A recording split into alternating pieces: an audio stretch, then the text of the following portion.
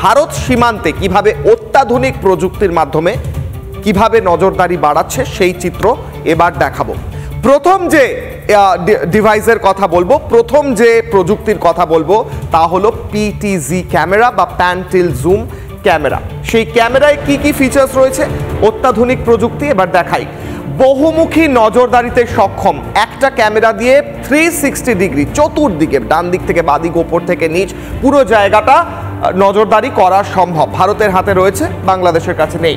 নিয়ন্ত্রণ করা যায় সব দিক থেকে।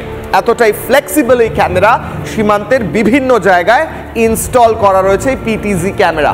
লেন্স ডান বা পাশে ঘোরে, ডান পাশে ঘোরে, এটা দূর থেকে কন্ট্রোল করা যায়, রিমোট কন্ট্রোলের মাধ্যমে কন্ট্রোল করা যায় এবং হাইলি যেটাকে বলা হয় মোশন ডিটেক্টর ইত্যাদি বিভিন্ন রকম প্রযুক্তি রয়েছে এই ক্যামেরায়।